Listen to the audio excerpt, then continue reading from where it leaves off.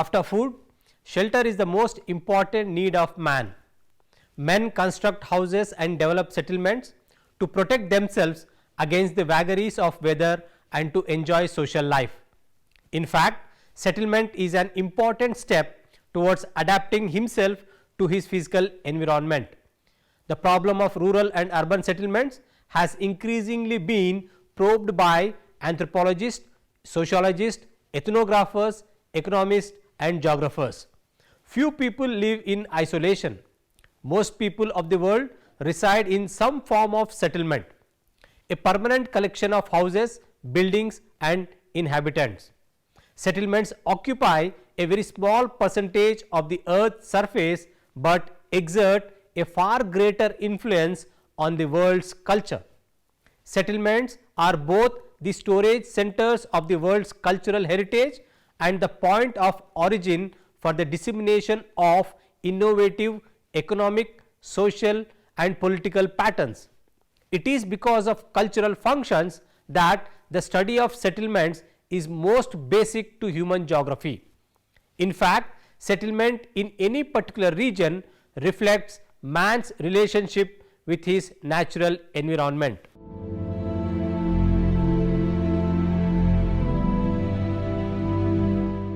On completion of this module, you should be able to understand the origin of settlements, understand the classification of settlements.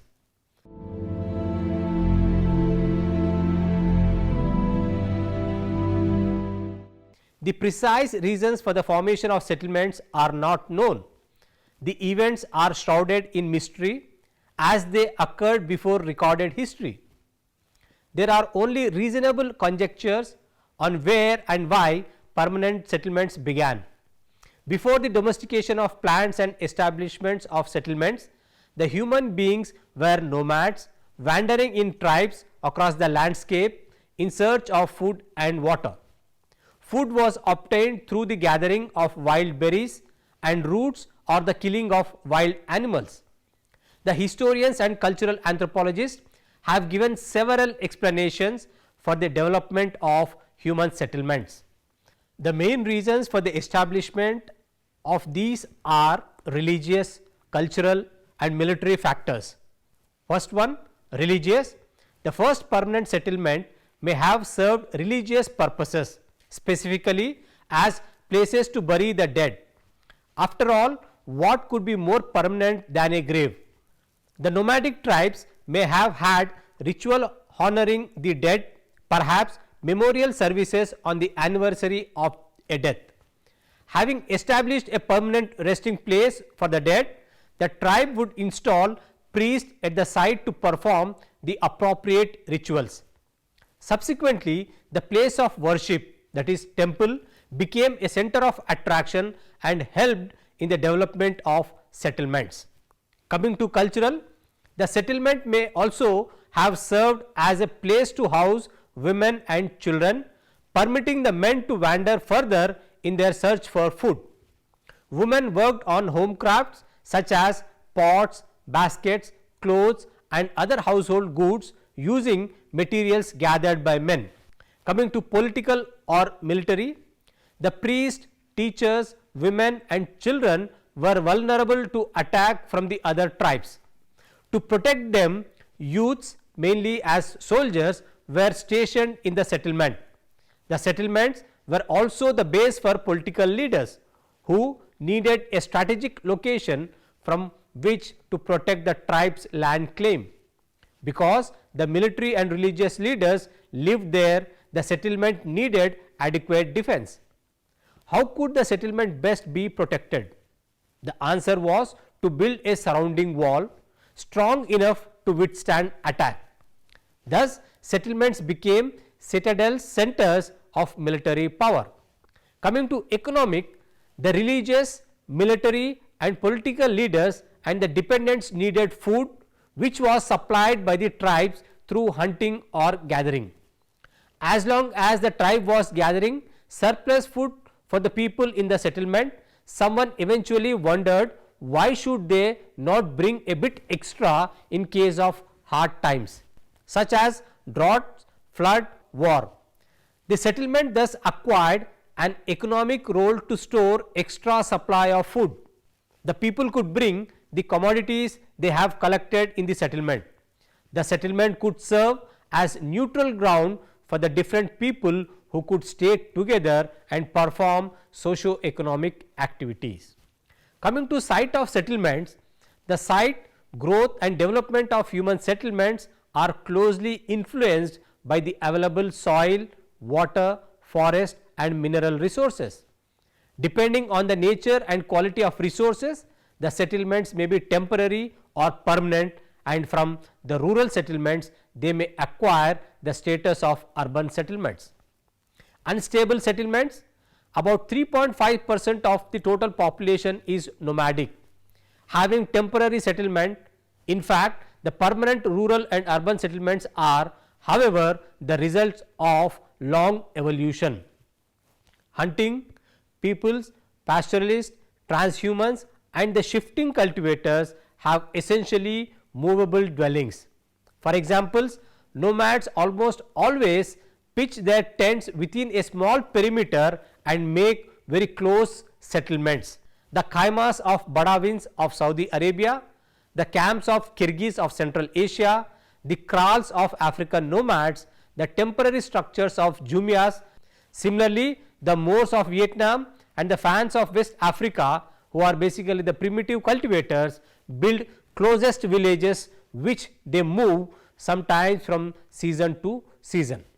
All the hunters, nomads and intermittent cultivators have very strong social cohesion, yet the cohesion sometimes gives way temporarily and the site of settlements are changed accordingly. For example, the Eskimos decide on the site of their dwelling according to the seasonal appearances of game in winter. The igloos form a stable settlement with grouped dwellings, for this is the period of darkness when all important activities stop and when hunting seals near the igloos can provide extra food. Summer, however, is a time of movement. The tribe disperses in little nomadic family groups consisting of few tents. Each group follows a traditional course which will take it back to the winter encampment at the end of the season. This period, return to the same winter quarter, ensures the cohesion of the tribe, for in summer all the morals and religious ties of the little community are relaxed. The Gujars and Bakarwals of Jammu and Kashmir, who practice transhumans, also have a double form of settlement and dwelling. They settle in the winter season in the valleys of Shivaliks, where the winters are mild and pastures are available for their flocks. During winters, thus they live in close set villages. In the summer season, they along with their goats ascend in the dogs or margs, that is alpine pastures of the middle Himalayas, situated above 200 kilometers away from their winter dwellings. During the upward and downward journey, they halt at least at 10 to 12 conventional camping grounds to utilize the intervening pastures. In these summer pastures, they have temporary structures and shades. In order to avoid mutual inconvenience between the various kafilas, that is the groups, the Bakarwals split into small subgroups which camp independently. The shifting cultivators, who have constantly to clear new ground, have to do arduous work to clear the forest and to develop fields for cultivation. When the soil near the village is exhausted, they move to new sites for cultivation, and many a times they have to shift their settlements also. The unstable settlements are, however, confined in the deserts and semi-desert areas, tundra, equatorial forest and mountainous areas. The total number of nomads and those who shift their dwellings and settlements frequently or seasonally is not very small, being less than 2% of the total population of the world. Coming to stable rural settlements, which most of the people are engaged in agriculture, forestry, mining and fishery, is known as a rural settlement. A rural settlement is often been called an agriculture workshop. It cannot be separated from the land who use it ensures.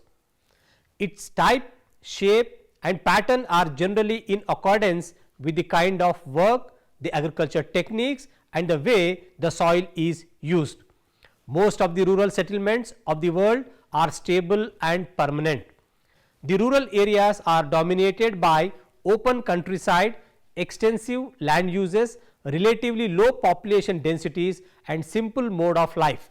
It is often supposed as opposite to urban. Most of the world settlements are rural.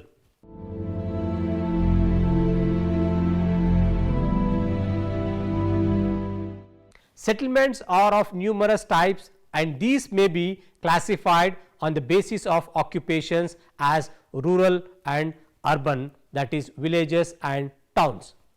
The major types of settlements are compact or nucleated settlements, semi-compact or semi-nucleated settlements, dispersed settlements. Coming to compact or nucleated settlements, a compact or nucleated rural settlement based on farming comprises houses, farm structures and other buildings such as religious centers with fields for grazing animals and growing crop surrounding the village buildings. The fields must be accessible to the farmers and are located within a radius of 2 or 3 kilometers from the village structures and houses. Compact settlements are mostly found in the highly productive alluvial plains. The agriculture communities in these productive plains have settled firmly on the soil. About 10,000 years before present, when man started domestication of plants and animals, it was the beginning of permanent and stable settlements. Prehistoric man, like man in primitive communities today, was incapable of struggling against nature by himself or individually. In fact, the primitive prehistoric man had little control over nature. For the cutting of forest and clearing of land by fire to develop fields, he had to cooperate with others. Such type of cooperation helped in the development of compact settlements. In the productive alluvial regions like Indo-Gangetic plains, the Huanghe valley, the valley of Nile, etc., compact settlements got established during the prehistoric period. These are some of the most densely populated regions of the world in which the nucleated or compact settlements dominate the landscape. One feature which is common to many villages on the great alluvial plains is that they often occupy mounds which are the relics of forerunners of the villages of today.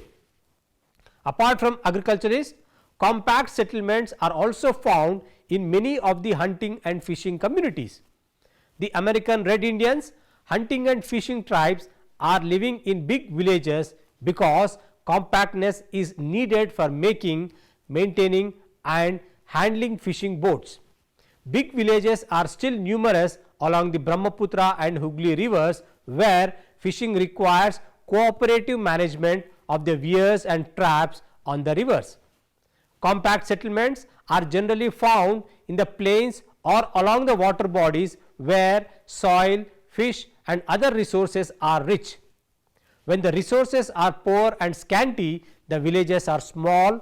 Intensive cultivation, which clearly represents the most scientific use of soil, has given rise to the greatest number of very large compact settlements. The history of settlements very often shows that with the increase of population in agriculture communities and more demand for food resulted into intensification of agriculture. The rural settlements became more compact to accommodate more people over minimum space. When there was not adequate space to accommodate the increasing number of people, many of them constructed their houses at a suitable neighboring locality and similarly organized the new settlement on the pattern of their old village. This process can be seen throughout the Satluj-Ganga plains. Many of the Purvas and the Majras in the Ganga plain are the examples of settlements which are results of intensification of agriculture. Compact settlements at the top of hills and ridges of Nagaland are the results of the practice of head hunting in the past, where people of each settlement have to depute volunteers from each family to work as the watchmen in nights against the invading head hunters. Although compact rural settlements may be found in all the intensively cultivated plains and valleys of all the continents, their concentration is quite numerous in North India, Eastern China, Egypt, Syria, Bangladesh, Pakistan, Myanmar, Sri Lanka, Nepal, Mexico, Brazil, Kenya and the northwestern European plains. Coming to semi-compact or semi-nucleated settlements. Semi-compact or semi-nucleated settlement is a transitional phase in the growth of a compact settlement. As the new technology is adopted and the population increases, the scattered settlements start taking the shape of semi-compact settlements. For the growth of semi-compact settlement, no simple environmental explanation is acceptable. The reasons for the emergence of semi-compact settlement in the semi-arid areas differ from that of the humid regions and in the marginal productive lands to that of highly fertile intensive cultivated lands. The only generalization about the semi-compact settlement is that in the arable lands and fertile plains, the primary type of settlement was small, loosely nucleated and in fact lacked a pattern. Increase in population can cause village to grow and the number of houses increases. These houses start occupying the open spaces and lead to semi-compact settlement, which ultimately acquires the shape of a nucleated or compact settlements. A rural landscape having several semi-compact settlements. In the east of Aravallis in the state of Rajasthan, in the hilly tracts of Madhya Pradesh, Arunachal Pradesh, Meghalaya, Manipur, Mizoram, Tripura, Sikkim and in the Shivaliks and the valley of Brahmaputra. Coming to dispersed settlements, dispersed settlements are generally found in the areas of extreme climates, hilly tracts, thick forest, grasslands, poor agricultural lands, areas of extensive cultivation and the areas where it is essential that the farmer should live on his agricultural land rather than in a distant village settlement. One thing which may be said with a high degree of confidence about the dispersed settlement is that they are relatively recent in age. The steppe grasslands of Kazakhstan, Uzbekistan, Turkmenistan, Kyrgyzstan and Russia east of Ural are some of the interesting examples of dispersed settlements which came into existence in the late 19th century and the early parts of the 20th century. The dispersed settlements in the prairies of USA and Canada, the pampas of Argentina, the velds of South Africa and the downs of Australia developed mostly around 200 years ago. In the desert and semi-desert regions of Rajasthan, in the forest lands of northeast India, the Shivaliks, the side valleys of Jammu and Kashmir, the higher altitudes of Himalayas and parts of the peninsular India, dispersed settlements started developing during the medieval period. Such settlements are also found in the underpopulated areas such as Central Australia, New Zealand, Northern Canada, western parts of United States, Scotland, Scandinavian countries, Southwest Asia, oases of Sahara and the greater parts of Africa excluding the coastal areas and irrigated tracts. There are however some areas with highly productive agricultural land and good climate characterized with dispersed settlements.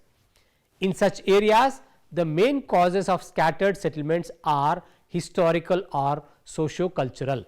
For example, if a village is overpopulated and grows enormous in size, part of its population leaves the village to develop a new settlement which is often a dispersed one. Such settlements may be observed throughout the plains of northern India, in between the two large compact settlements. Similarly, when people moved into the marshy lands, khadar, that is new alluvial soils, tracts of rivers or marginal upland farms, they usually built isolated farms rather than nucleated or compact settlements. This is mainly due to the fact that in the marginal poor lands, a larger area is required for sustenance.